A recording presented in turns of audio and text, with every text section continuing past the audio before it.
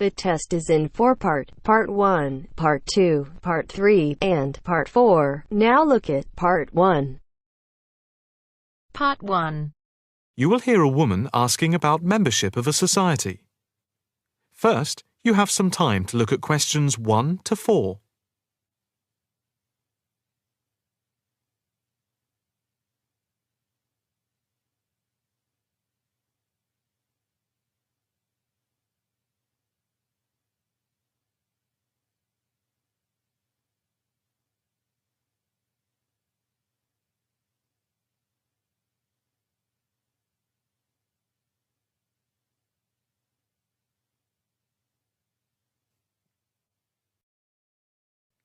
Now the test will begin. You should answer the questions as you listen, because you will not hear the recording a second time. Listen carefully and answer questions 1 to 4. Hi. I'd like some information about joining the International Arts Society. That's no problem. What exactly can I help you with? First of all, I'd like to know about the membership fee. Well, there are 2 types of membership. Can you tell me what they are? First, there is lifetime membership, which means that you can have access to all the facilities at the Society itself and all exhibitions. Plus, you can have discounts to various events at affiliated arts organisations here and abroad. And on top of that, you can use the lifetime members' room. How much is that type of membership? Well, the lifetime membership fee is £1,537. OK. It's rather a lot to pay in one go. What about the other membership? The ordinary membership, that's £193 per year. That sounds a bit more reasonable. What does that entitle you to? You can visit the Society, including the exhibitions, the library, and follow the arts programmes on weekdays during the opening times from 10 a.m. to 9 p.m. and at the weekend between 10 a.m. and 5 p.m. On Saturday, if there's a special event like a lecture or restricted showing of an exhibition, then it opens until 9 p.m. So, what is the difference between this and the lifetime membership? In the long run, you save money as you're making a one-off payment, and you have exclusive use of the lifetime members' room. OK. What arts programmes do you run? Well, the Society has a very extensive programme to cater for all tastes. There's a series of exhibition rooms for the permanent collection of paintings, watercolours and sculpture. And then there's a new exhibition area which opened at the beginning of the year. And we run a series of courses and lectures to go with the exhibitions. Can I ask about the lectures? What is scheduled for this year? The latest list is in this leaflet. Oh, yes. That looks very good. Are all the exhibitions, etc., free if I join? Yes, everything is free. That's fair enough. I think in that case I'll join. Before you hear the rest of the conversation, you have some time to look at questions 5 to 10.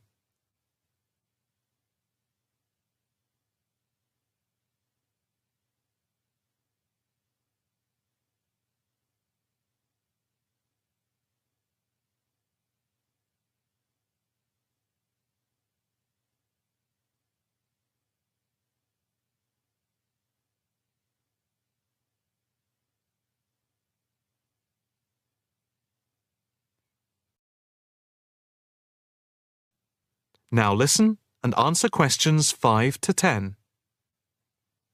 I just need to take your name, address and telephone number.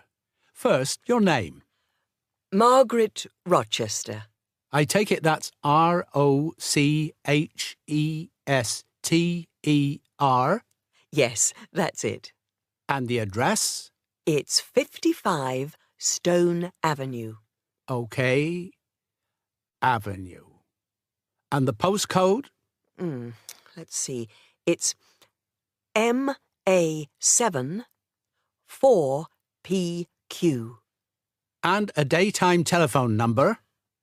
Can I give you my work number? Yeah, that's fine.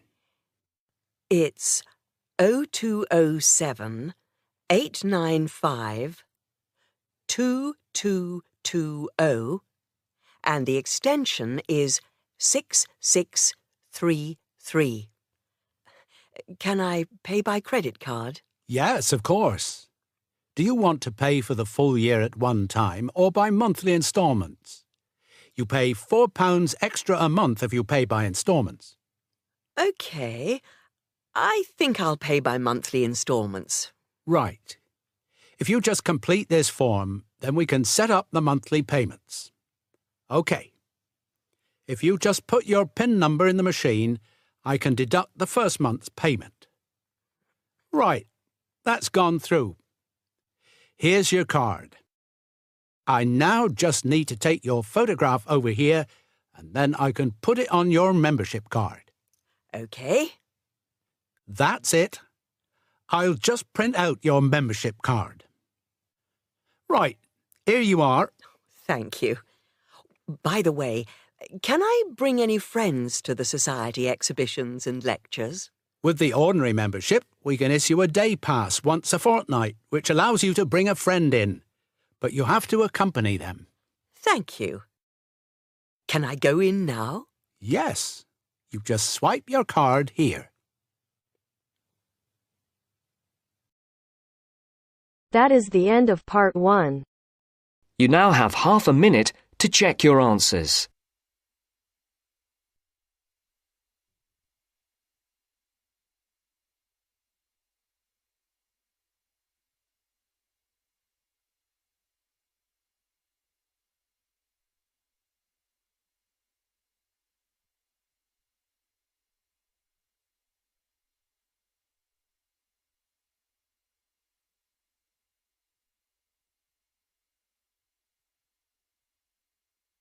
Now turns to part 2. Part 2. You'll hear a tour guide talking to a group of visitors about Bestley Castle. First, you have some time to look at questions 11 to 15.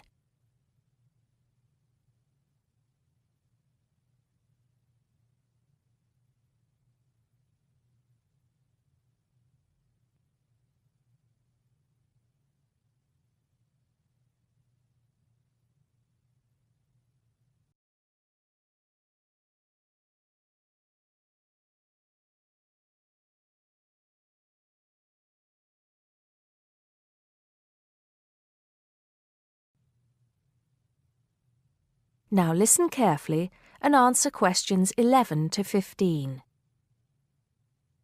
Welcome to Bestley Castle. It's nice to see so many of you here today. Before we go in, I'd like to tell you some information about the castle, the things to see and do, and the facilities available to you in the grounds. We'll do our best to make this a truly memorable visit. Now, the castle grounds are quite big, and we don't want you to get lost, so I'm going to give you an idea of the layout. At the moment, we are at the entrance, and immediately to our left is the Tourist Information Office. Go here if you need any questions answered. They'll be happy to help. And of course, behind the tourist office is the car park where the coach dropped you off. And it'll also pick you up from the same spot at 5 p.m. today. In front of us are the water gardens. If you stroll through, you get to the North Bridge, which is the entrance to Bestley Castle. Take your time and enjoy looking around the castle. There's a lot of history steeped in those walls. As you leave the castle via the South Bridge, you'll be greeted with the sight of roaming deer. During the day, there will be scheduled feeding opportunities where visitors can get involved. However, we do request that you do not feed the deer outside these times. To the right of the deer park is the Castle Museum, and behind that is our award-winning restaurant. It's a relatively new addition to the castle grounds, but is fast gaining a reputation for its food. Alternatively, you can choose to dine in the picnic area on the other side of the deer park. It's perfect for the family as it's next to the kids' play area and homemade ice cream hut. We hope that on your way out, you pop into the gift shop by the exit for something to remember us by.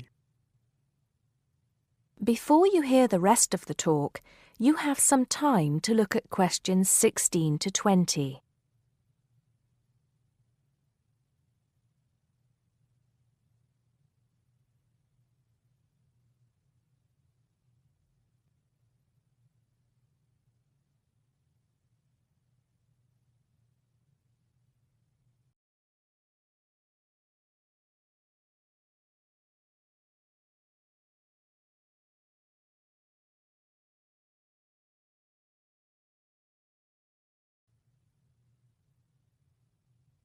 Now listen and answer questions 16 to 20.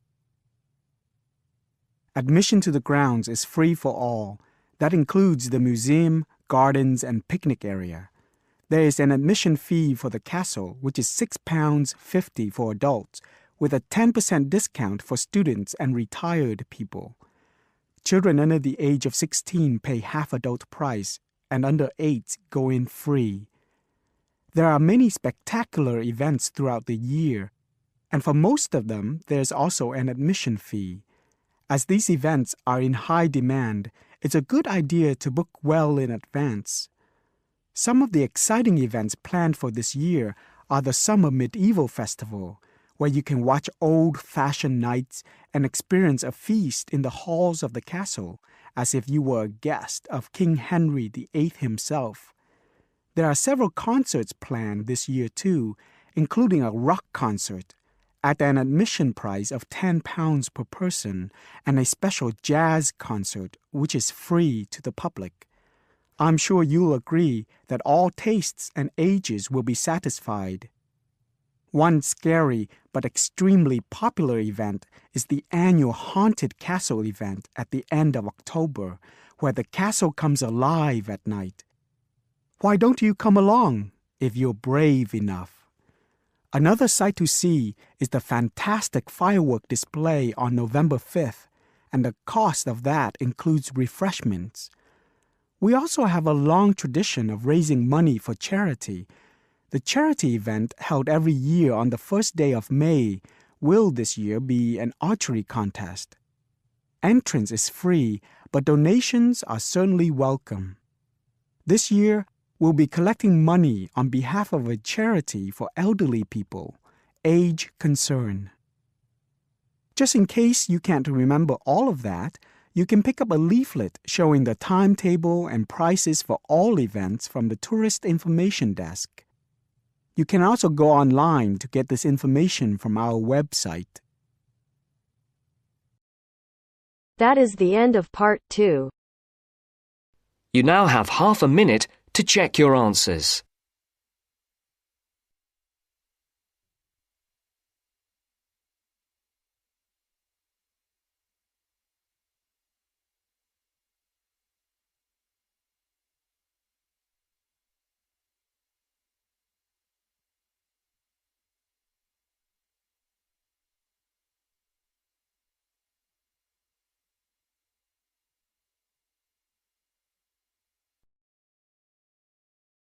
Now turns to part 3.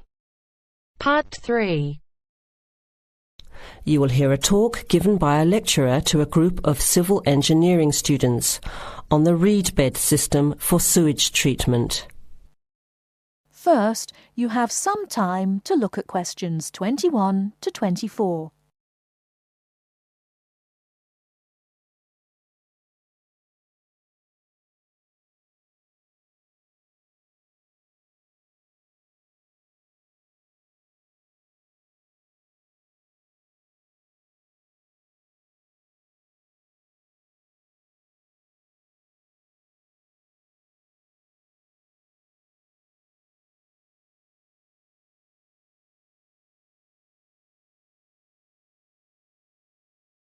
Now, listen carefully and answer questions 21 to 24. Thank you for inviting me to speak to you today about what is now called the reed bed sewage treatment system. This system uses naturally occurring reeds to treat domestic and industrial waste. It's an environmentally friendly alternative to normal systems. You all know what reeds are like, don't you? Those tall plants with hollow stems that grow in wet places, like marshes, for example. Here's how the system works. First of all, an artificial marsh is created. To do this, holes are dug about 1 metre deep and usually rectangular in shape. They are then lined with clay or plastic, and the liner is covered with gravel. After that, a system of tubing is laid, with holes in it, and more gravel is added to cover that. Finally, reeds are planted in the bed. The sewage is brought to settling tanks. From there it is distributed to the roots of the reeds through the tubing. Note that the waste material enters the beds underground and remains underground. The reeds conduct oxygen very efficiently through their stems to the roots system. Here, bacteria work to reduce the waste material to basic elements. What comes out of the artificial marsh is water that has been cleaned through a natural process. The purified water leaves the reed bed through a simple outflow pipe. The water that comes out has to be tested. Sometimes it's held in a pond until it evaporates or soaks into the ground. Sometimes, after testing, the water is discharged directly into streams and rivers. Before the talk continues, with questions from the students, before you hear the rest of the talk, you have some time to look at questions 25 to 30.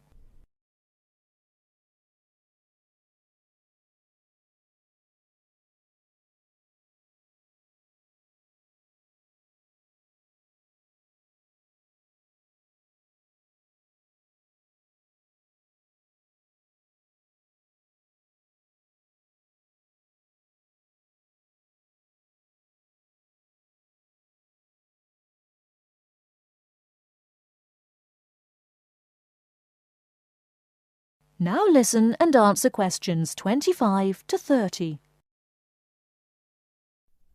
The reed bed system originated in Germany in the 1970s, and installations have been built in a number of countries throughout the world. To give you an idea of the size and appearance of a reed bed installation, an area of 3 by 5 metres approximately would be adequate for a single house. It would look like a pond overgrown with reeds. There are cities with 150,000 people in Germany whose entire sewage treatment requirements are served by reed bed installations which extend for 10 to 20 hectares. There are 2 wonderful environmental advantages. First of all, reed bed systems are natural composters. As time passes, high-grade soil builds up in the beds. The soil can be removed and used for agricultural purposes. Soil produced from waste containing heavy metals would of course have to be tested and the toxic material removed by chemical processes. An additional advantage is that the reed bed can function exactly as a marsh, providing a healthy natural home or habitat for waterfowl and other birds, insects, reptiles and mammals. But there are practical advantages to a reed bed system over existing sewage treatment plants as well. At all levels, the cost is lower than for normal systems. Labour costs are a fraction of the costs of a conventional system. Typically, a large-scale reed bed installation will cost 10% less than a mechanical system. They require little maintenance, and unlike mechanical systems, the efficiency of reed beds increases over time. But before we go any further, you must have some questions. Maybe this sounds too good to be true. That's exactly what I wanted to ask. If these systems have so many benefits, why aren't they more popular? Why don't we see them everywhere?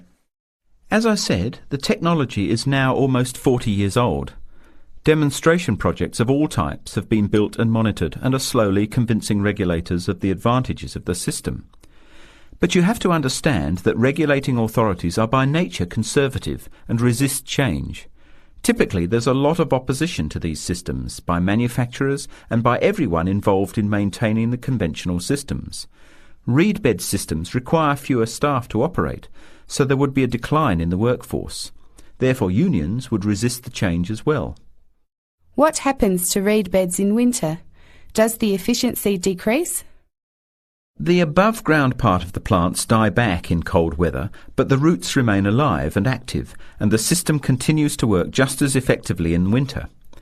As soon as the weather warms up, new reeds appear and grow quickly. Is there a problem with mosquitoes in these ponds? Well, they're not exactly ponds with standing water. The beds look more like a field covered with long grass. The soil is moist, but not like a swamp, so there would be no more mosquitoes than in any other field. Remember, the effluent enters the beds underground and remains underground. OK, let's get into some of the technical details now, and I'll answer questions as they come up. That is the end of part 3. You now have half a minute to check your answers.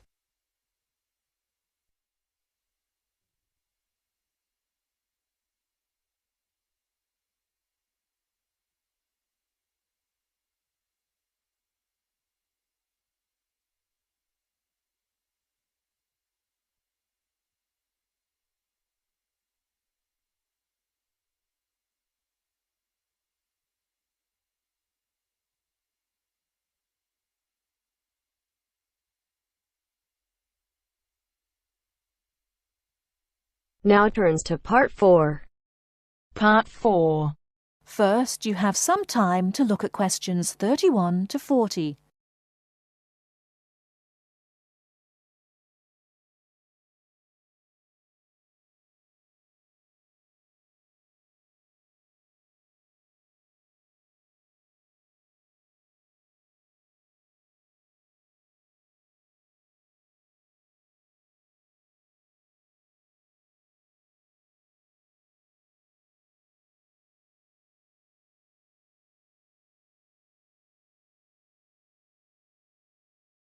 Now listen carefully and answer questions 31 to 40. In today's lecture on international trade, I'm going to look at the issue of protectionism. I'll start off with a definition of protectionism and then go on to look at the methods countries have used to protect their economy. Following this, I'll look at the advantages and disadvantages of protectionism when compared to free and open trade. So let's define protectionism. Protectionism, at its simplest, is the opposite of free trade. It is the practice of protecting domestic industries from foreign competition by using import duties or quotas. Options available to protect the economy are tariffs, embargoes, subsidies and quotas. Let's examine these in turn with some examples. Tariffs are one form of protectionism. It is a tax which is applied to imported goods, but not to home-produced goods. The idea is to make the imported goods more expensive than the home-produced ones, so that consumers buy home-produced items. An ongoing example of protectionism via tariff is between Britain and the USA. Britain buys most of its bananas from Commonwealth countries, largely in the Caribbean. However, the USA owns banana plantations in South America. In 1999, Britain refused to buy bananas from South America, so the US government put tariffs on some British-produced goods. The most famous example was a tariff of 100% import tax on wool products from Scotland brought into the United States. The next method of protectionism is embargoes. An embargo is a complete ban on the import of certain goods. For example, following the Cuban Revolution in the 1950s, the USA banned the import of Cuban cigars. Unfortunately, Cuban cigars are the finest in the world, and there is consequently a thriving black market in Cuban cigars in the USA. As we can see in the example, embargoes can lead to a black market, or unofficial economy, if people want the goods badly enough. Subsidies are a way governments support industries at home with money or tax breaks in order to allow them to compete better with foreign companies. In 1994, the French government provided its national airline with a £2 billion subsidy in order to help it compete with low-cost airlines. However, subsidies can have the effect of making home producers uncompetitive and inefficient. Finally, let's look at quotas. A quota system allows a certain quantity of goods to be imported from other countries. The European Union has had quotas on textiles and clothing for decades to protect its textile industries from developing countries, especially India and China. Understandably, developing countries say that this is unfair and against the principles of free trade. Let's move on now to the arguments for and against protectionism. For trade to flourish between countries, the benefits from trade need to be equally balanced. Where a country feels that it's not getting a fair share of the trade, or that it is somehow disadvantaged, it might employ one or more of the methods of protection. There are at least 4 arguments that may be given for using protectionism. Firstly, to protect employment in the home country. The simple view is that if imports are stopped, then jobs will be saved and even created at home. Secondly, to prevent unfair competition. It is often said that developing countries have the advantage of cheap labour costs in their countries, and that they use this to undercut the price of the same goods produced in richer nations. A tariff might be applied to even out this imbalance. Thirdly, to protect new industries. A new industry, particularly one in a developing country, might not be able to compete with long-established industries elsewhere. Tariffs and quotas give new industries the chance to build up production to the point where they can compete. Fourthly, to raise money. Tariffs were once used as a way of raising revenue for the government. In modern countries, they are now seldom used for this purpose, as the damage to trade often outweighs any immediate benefits. Now for the arguments against protectionism, which are perhaps simpler to summarize.